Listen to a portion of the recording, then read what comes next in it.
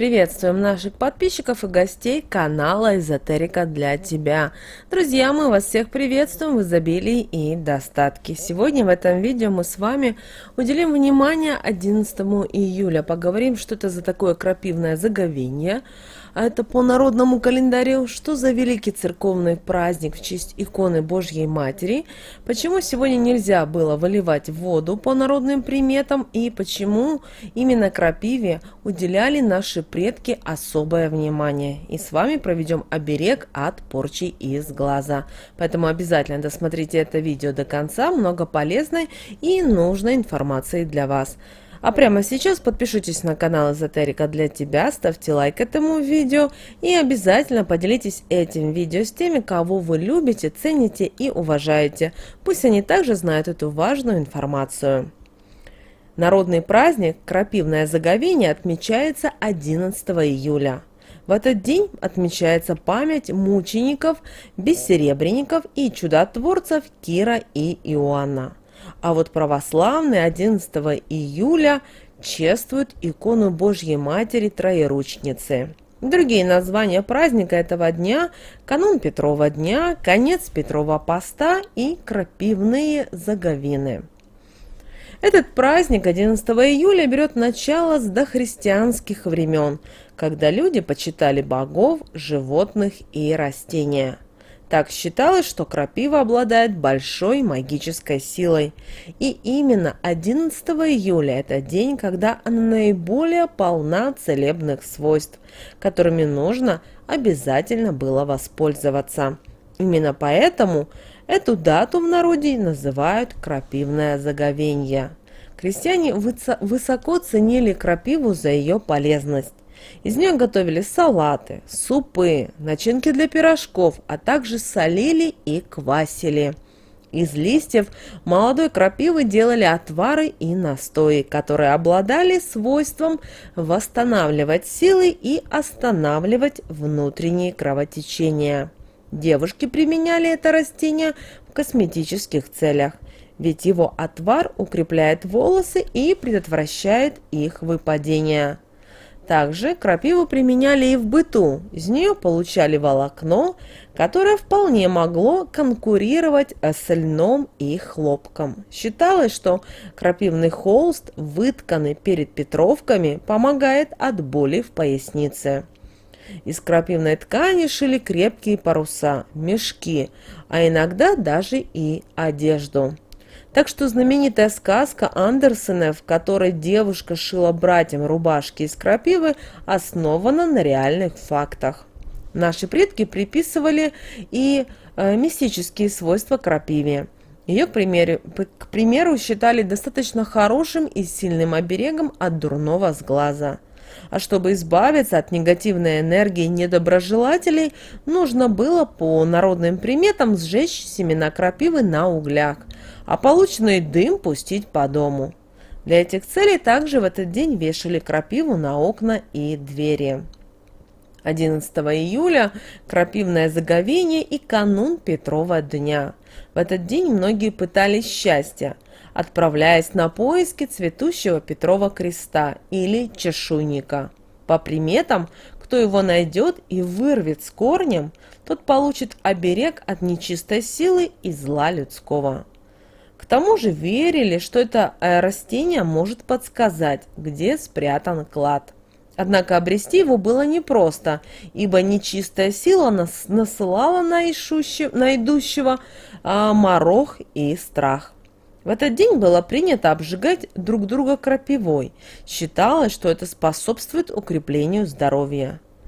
Также сегодня было принято готовить щи из крапивы, а также добавлять ее в салаты, делать пирожки.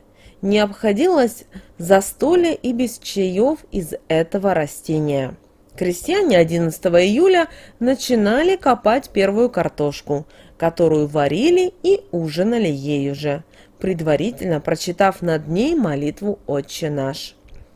А вот хозяйки 11 июля развешивали пучки крапивы над входной дверью и окнами, а также клали на чердаках, порогах и подоконниках, для того, чтобы защитить свой дом от сглаза и порчи. Старики в этот день плели крапивные холсты, избавляющие от боли в пояснице и суставах. Обязательно в этот день ходили париться крапивными вениками. Считалось, что они лечат многие недуги. Что же нельзя было делать 11 июля по народным приметам? Запрещается носить платок белого цвета, поэтому старайтесь сегодня отдавать предпочтение более темным вещам. Нельзя быть грязным в этот день. Следите за чистотой своего тела, одежды и дома. Нельзя было откладывать уборку и стирку, поэтому постарайтесь сделать все необходимое в этот день, чтобы все у вас было чистым. Запрещается выливать питьевую воду в этот день 11 июля. Однако у этого запрета есть и исключение. Воду можно выливать, если вы что-то готовите. В этот день, 11 июля, нельзя и сквернословить. Не только ваше тело должны быть чистыми в этот день, но и душа. Поэтому следите за тем, что говорите, подбирайте правильные слова и ни в коем случае не грубите людям. Запрещается в этот день критиковать кого-либо. Наши предки говорили, что следует снисходительно относиться к людям 11 июля. Если вам есть что сказать, сделайте это на следующий день. 11 июля ни в коем случае не смотрите на радугу, иначе можно привлечь в свой дом беды и разочарования. Нельзя, выходя из дома, смотреть и по сторонам. Когда покидаете дом, всегда смотрите прямо. Вас ничего не должно сегодня отвлекать. Наши предки говорили, что если смотреть по сторонам, темные силы могут проникнуть в дом, пока вы отвлечены. Также в этот день тот, кто решит отдать долг, обречет себя на несчастье и прогонит удачу. Если сегодня ваш ребенок впервые пошел, нужно его ножки крапивой похлопать. Ну а кто сегодня поссорится, еще долго будут друг на друга дуться. Кто уснет посреди дня 11 июля, будет мучиться из-за сильной головной боли. А вот если вы найдете именно монетку 11 июля, то скоро разбогатеете. А кто почувствует недомогание в этот день, проболеет еще ровно 11 дней. И далее, друзья, мы вам предлагаем провести один ритуал. Это ритуал от непрошенных гостей. Возьмите лист крапивы и наговорите на него такие слова. На крапивное заговение приготовлю отворотное от непрошенных гостей зелье. Порог дома не переступят, крапивные листья их не пустят. Ключ, замок, язык, как сказала, так и стало. И покласть лист нужно под коврик у входной двери. Если его нет, то нужно положить под порог. И далее, друзья, вы можете провести и сделать оберег от порчи из глаза.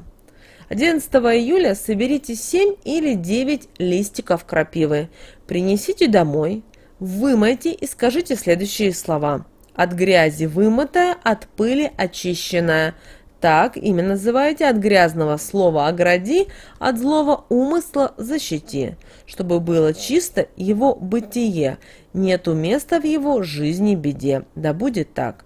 И вот эти листочки положите в собственноручно сшитый белый мешочек из натуральной ткани и старайтесь носить его при себе.